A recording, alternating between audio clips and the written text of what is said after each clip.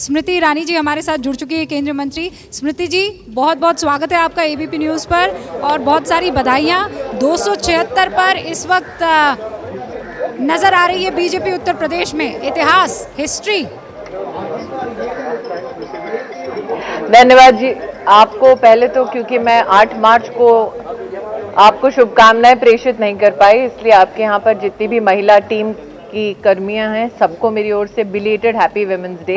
और आज वाकई में अगर मातृशक्ति की ताकत को पॉलिटिकली पहचानना है तो उत्तर प्रदेश के जो आप रिजल्ट बता रही हैं वो इस बात का प्रमाण है कि विकास के आधार पर और लॉ एंड ऑर्डर की व्यवस्थाओं को सुदृढ़ करके भारतीय जनता पार्टी को विशेषतः महिलाओं का आशीर्वाद, उनका सहयोग मिला है, जो आज रिजल्ट में प्रतिबिंबित हो रहा है। निश्चित रूप से एक महिला पॉलिटिकल कर्मी के नाते मेरे लिए हर्ष का विषय है, लेकिन ओवरऑल अगर आप राजनीतिक तत्वों पर थोड़ा सा रुचि लेते हैं, जो भी नागरिक वो इस बात से सहमत होंगे कि उत्तर प्रदेश का ये चुनाव विकास के आधार पर और विकास के मुद्दों के आधार पर भारतीय जनता पार्टी लड़ी और आज मात्र भाजपा की जीत नहीं, विकास की जीत हो रही है उत्तर प्रदेश में। स्मृति जी, मैं आपसे ये जानना चाहूंगी, जिस तरीके की अप्रत्याशित जीत, क्योंकि उत्तर प्रदेश में पिछले 37 सालों से कभी कोई सरकार रिपीट नहीं हुई, इसमें आप ज्यादा बड़ा क्रेडिट किसे देना चाहेंगी? क्योंकि 2017 में तो ये मोदी जी के चेहरे पर लड़ा गया था,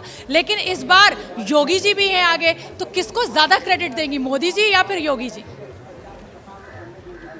देखिए, आप जिस प्रकार के भेदभाव की मुझसे अपेक्षा कर रही हैं वो आपको मैं ना सिर्फ स्वीकार करूंगी आपके भेदभाव को, नहीं, मैं भेदभाव नहीं, देखिए लीडर तो आपके मोदी जी हैं, लेकिन जमीन पर काम योगी जी ने किया है। हम सबके लिए परिवार के हमारे मुखिया नरेंद्र मोदी हैं, इस बात से योगी जी भी मतभेद नहीं रखेंगे कि ये मोदी जी की फ्लैगशिप स्कीम्स की वजह से और उत्तर प्रदेश में एक यशस्वी नेतृत्व देने वाली योगी जी की सरकार का ही कमाल है कि आज पुनः भारतीय जनता पार्टी की सरकार बन रही है। मोदी जी ने स्वयं जब आह्वान किया वोट के लिए तो जनता से कहा कि वोट बैंक की पॉलिटिक्स से उभर कर आप मात्र और मात्र विकास के मुद्दों पर अपना वोट दें। तो आज मैं अगर श्रेय देती हूं तो न सिर्फ मोदी जी के नेतृत्व को, उनकी फ्लैगशिप स्कीम्स को, साथ ही योगी जी के सरकार की वहां पर जो जो उपलब्धियां हैं उसको, लेकिन विशेष मेरा आभार है संगठन और हमारे जो नागरिक हैं जिन्होंने वोट बैंक की राजनीति का तिरस्कार किया, वो विशेष अभिनंदन के भी यहाँ पर ये चर्चा चल रही है कि कैप्टन जो है वो मोदी है और मैन ऑफ द मैच यहाँ पर योगी है। बहुत क्लियर मैंडेट जो है इस बात को लेकर दे दिया गया है और उसी तरफ आप इशारा कर रही हैं। But now very serious question Smriti ji, और वो सीरियस क्वेश्चन ये है कि जब ये मसला इलेक्शन का शुरू हुआ उत्तर प्रदेश में, तो एक था किसान को लेकर चलने वाला मुद्दा जो साल भर तक चला, आपने भी देखा, और दूसरा था हिजाब भी बीच में आ गया था और 80 और 20 भी बीच में आ गया था। आप क्या मानती हैं कि क्या मुस्लिम महिलाओं ने बीजेपी को वोट किया होगा जब आप मातृशक्ति और महिलाओं की बात कर रही हैं? तो रूबिका जी, सबसे अहम मुद्दा महिलाओं के लिए एक तरफ विकास, इंफ्रास्ट्रक्चर, हर घर में अनाज पहुंचना, कोविड की परिस्थितियों में वैक्सीनेशन का मुद्दा तो रहा ही, लेकिन अपराध और अपराधियों के ऊपर जो नकेल कसी उत्तर प्रदेश की योगी सरकार ने, वो भी एक विशेष विषय रहा। और मेरा ये मानना है, मेरा कैंपेन के वक्त भी जो अनुभव रहा उसमें हर वर्ग की महिला, हर समुदाय की महिला ने विशेष रूप से संरक्षण की दृष्टि से भारतीय जनता पार्टी की सरकार को चुना। आपको याद होगा कि जब सरकार बनी थी प्रदेश में तब विशेष एंटी रोमियो स्क्वाड के गठन की चर्चा हुई थी। दिल्ली में कुछ ल्यूटियंस के विशेषज्ञों ने इस पर एक टिप्पणी थी, इसका क्या परिणाम हो सकता है, ये बड़ा बेतुका सा एक कदम है।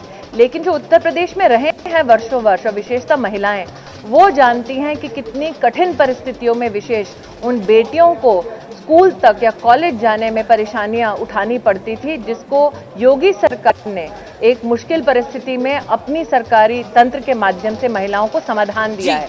तो निश्चित रूप से महिलाओं ने न सिर्फ विकास के मुद्दों पर वोट किया बल्कि अपराधियों से संरक्षण जो भारतीय जनता पार्टी की सरकार ने किया वो भी महिलाओं के लिए एक अहम मुद्दा था। स्मृति जी, ये इस तरीके से गोवा में आप सरकार बना रहे हैं, उत्तराखंड में आप सरकार बना रहे हैं, उत्तर प्रदेश में आप सरकार बना रहे हैं, मणिपुर में सबसे बड़ी पार्टी के रूप में आप उभरे हैं। क्या माना जाए कि 2024 के लिए ये जो नतीजे उत्तर प्रदेश के अप्रत्याशित आपके सामने आए हैं, ये आपके विजय रथ को और रफ्तार देंगे? रूबिका जी, हर बार जब चुनावी रुझानों को लेकर मैं आपके चैनल पर परिचर्चा में जब भी आपके चैनल पर चुनावी परिणामों को लेकर परिचर्चा में शामिल होती हूं, तो चाहे वो म्युनिसिपैलिटी का चुनाव हो या प्रदेश की विधानसभा का चुनाव हो, आप हमेशा उसको मोदी के लिए सेमीफाइनल ही मानती हैं। लेकिन फाइनलिटी से जनता ने 2014-2019 में अपना निर्णय दे दिया है। मैं बड़ी विनम्रता के भाव के साथ कहना चाहती हूँ कि जिस प्रकार से हमारे यशस्वी प्रधानमंत्री जी के प्रति जनता का अपार प्रेम और आशीर्वाद है, इज अ पीपल्स पर्सन, और इसीलिए आज मैं विनम्रता के भाव के साथ ही सही लेकिन पूरे विश्वास के साथ कहती हूँ कि 2024 में पुनः नरेंद्र मोदी जी ही सरकार बनाएंगे। आपने जहाँ से विजय पाई और जहाँ से आपने सांसद को हराकर वायनाड भेजा, उनकी एक तस्वीर आई, आपने देखी है कि नहीं देखी है स्मृति जी? आइसक्रीम खा रहे हैं वो वायनाड में। मैं पूर्ण रूप से आपका सुन नहीं पाई, कांग्रेस के संदर्भ में क्या प्रश्न था? स्मृति जी, मैं दोहरा देती हूँ। राजनीतिक विशेषज्ञों के लिए रुचि का विषय होगा कि श्रीमती वाड्रा प्राण फूकने के संकल्प के साथ आई थी, लेकिन पार्टी फूक कर उत्तर प्रदेश से जा रही हैं। चलिए, बहुत बहुत धन्यवाद स्मृति ईरानी, आपने एबीपी न्यूज के लिए वक्त निकाला। हमारी तरफ से भी आप मिठाई खाइए, आज बहुत बड़ा दिन, 5 में से 4 स्टेट्स में आप सरकार बनाने जा रहे हैं। तो हम बता दें कि हमारे साथ केंद्रीय मंत्री स्मृति ईरानी जुड़ी हुई थी और वो यही कह रही हैं कि प्रधानमंत्री नरेंद्र मोदी 2024 में भी सरकार बनाएंगे।